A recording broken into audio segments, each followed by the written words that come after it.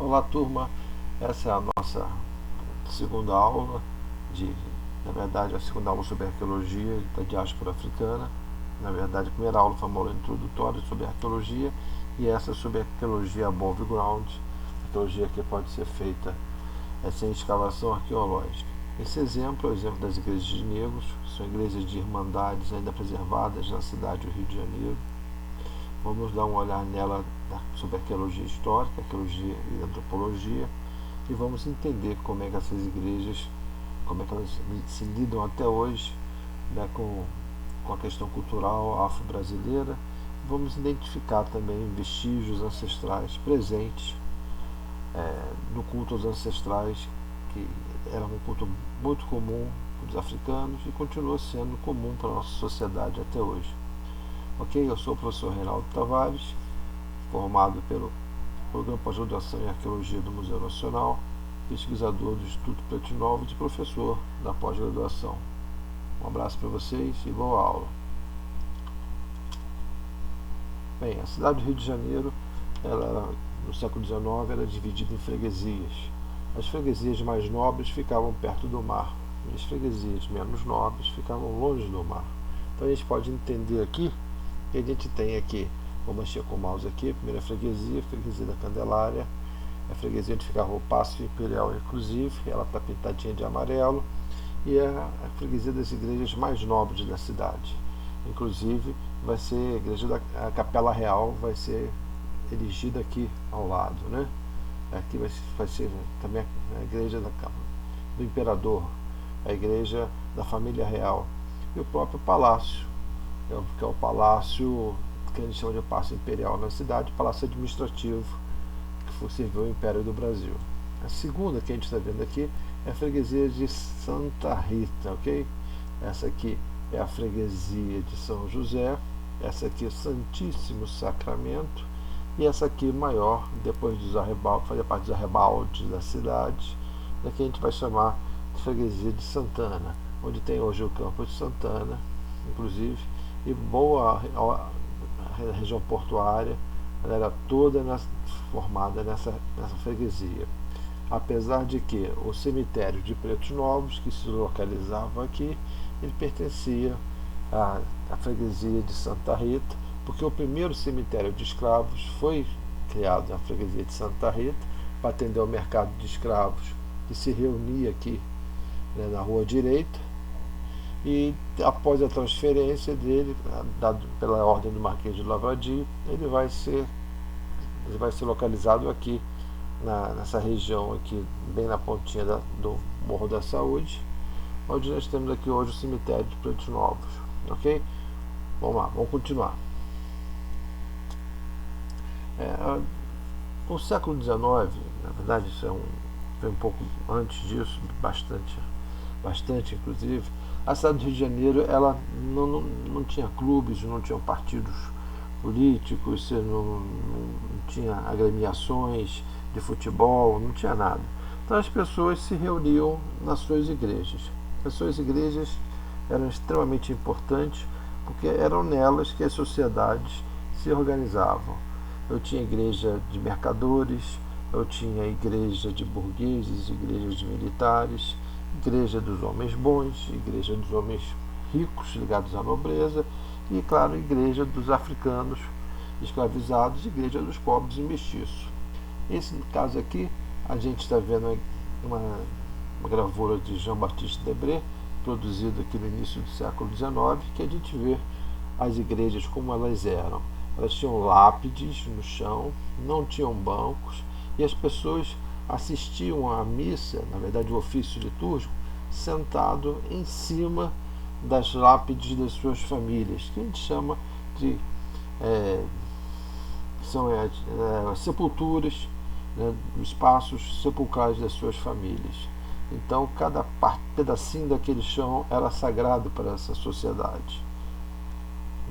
As igrejas de negros eram a inserção dos africanos escravizados e seus descendentes no ambiente religioso dessa sociedade escravocrata.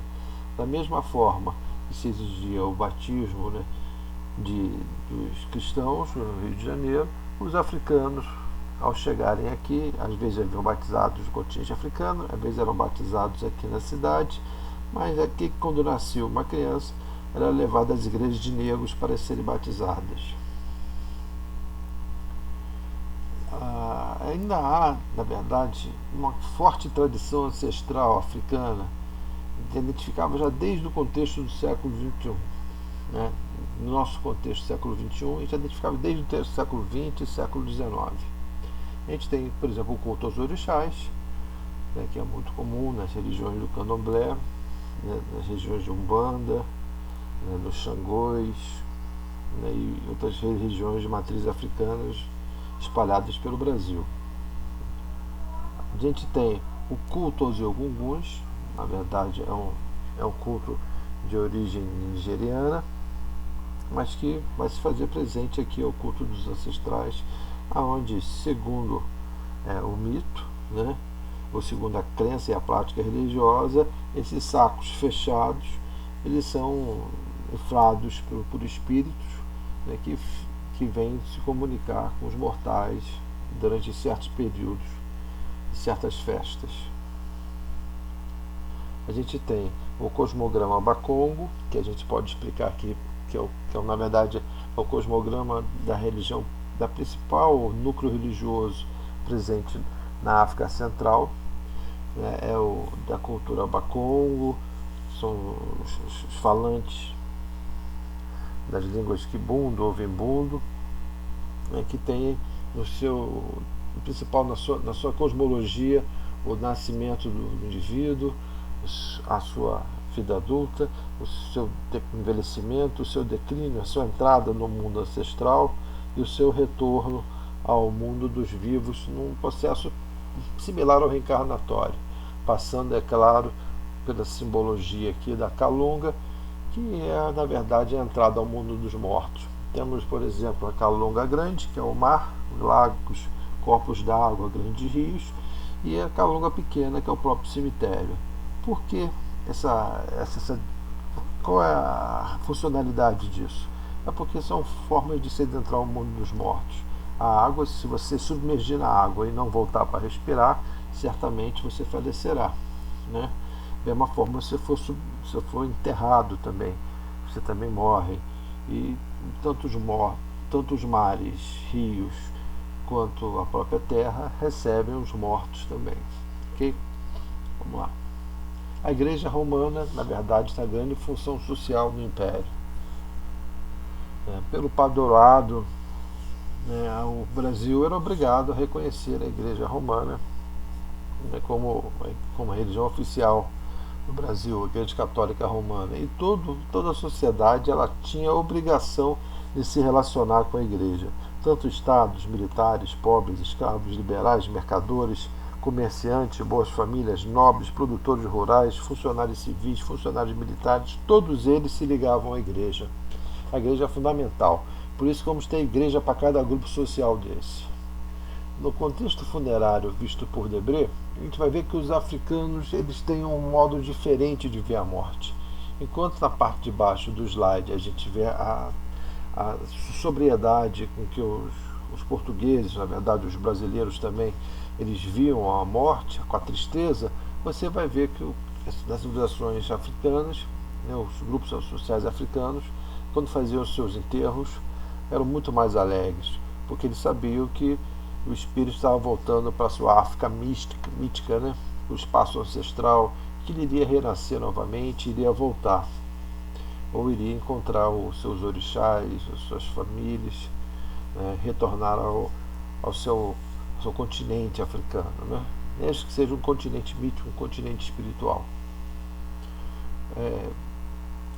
Debré também nos mostra que, como nas suas gravuras, como os corpos eram preparados. Enquanto os brasileiros, os portugueses, as famílias nobres se vestiam com santos para que esses santos intercedessem por eles, né, em função da sua devoção, da sua irmandade, os africanos normalmente eram enterrados de forma mais simples. Normalmente, como vamos ver aqui a parte de baixo do slide aqui, eles eram enterrados em cestas e levados com suas esteiras, né, nas suas próprias esteiras, e levados até o sepultamento.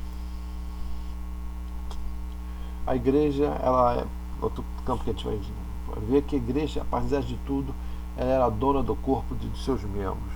Você não se livrava nunca da igreja, né?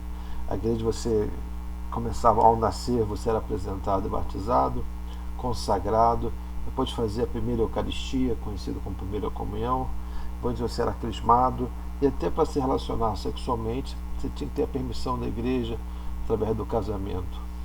Ao ficar doente e quase ao morrer, você recebia a extrema unção. Morrendo, seu corpo era preparado e sua alma era encomendada em uma missa. E depois de morto, seu corpo era depositado no solo santo.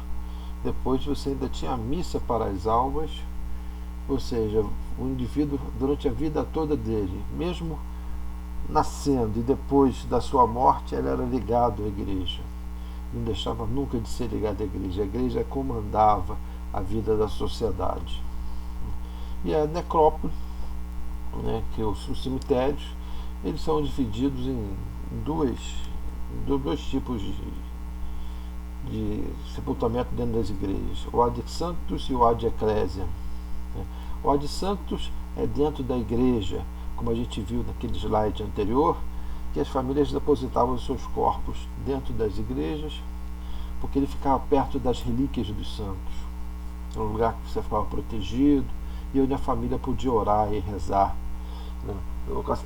Toda vez que eu tinha um enterro dentro da igreja, aquela igreja se tornava cada vez mais santa, cada vez mais peculiar para as famílias, porque os corpos dos seus falecidos ali estavam.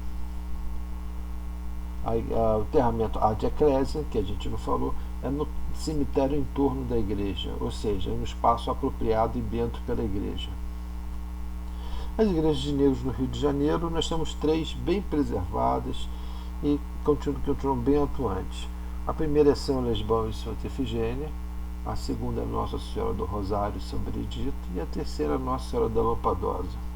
Todas ficam no centro da cidade do Rio de Janeiro, nas proximidades da Rua Uruguaiana. Aqueles que conhecem a cidade podem inclusive fazer visitas a elas. Os templos são sempre sincréticos, né? Nós vamos ter imagens de santos católicos e, é claro, também santos sincretizados com os orixás da Umbanda e, claro, que as imagens também utilizadas pelo candomblé. Nós temos, os espaços são negociados. Eu tenho santos negros com santos que simbolizam os orixás em locais de honra, em locais afastados para devoção, né? Espaço muito bem negociado para a prática da cultura das religiões de matriz brasileira, na verdade conhecidas também como religiões de matriz africana, apesar delas terem nascido no Brasil. E mais importante, construção de pertencimento através do espaço ancestral.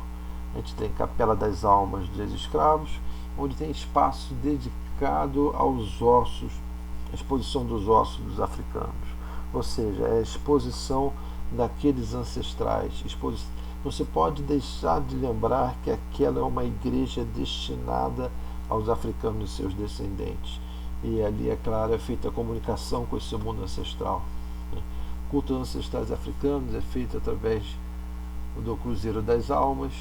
Nesse cruzeiro é colocado flores, colocado pequenos pedidos, plaquinhas em honra às almas benditas, também são colocadas nas paredes. Você tem o simbolismo dos dois mundos do cosmograma Bakongo muito bem representado. Você tem a cruz, né, e você tem na parte de baixo da cruz a deposição dos pedidos aos espíritos, né, que estão ali naquelas igrejas, as almas benditas. E isso não é comum na Igreja Católica, de você fazer contato com os mortos, mas sim é uma prática ancestral africana. Você tem os ossos, que marcam muito bem esse local de pertencimento, onde você não pode, por exemplo, dar comida, dar uma oferenda aos ossos, só bota o dinheiro, né, que simboliza muito bem esse esforço físico, né? Então você tem um local próprio onde é destinado a ofertas em dinheiro com os ossos dos africanos desaparecendo. Bem, como a gente viu, essa foi a nossa aula e a gente vamos no nosso encontro, a gente vai falar realmente sobre arqueologia da diáspora africana, mas de um processo mais ligado ao continente africano. Um abraço a todos e muito obrigado.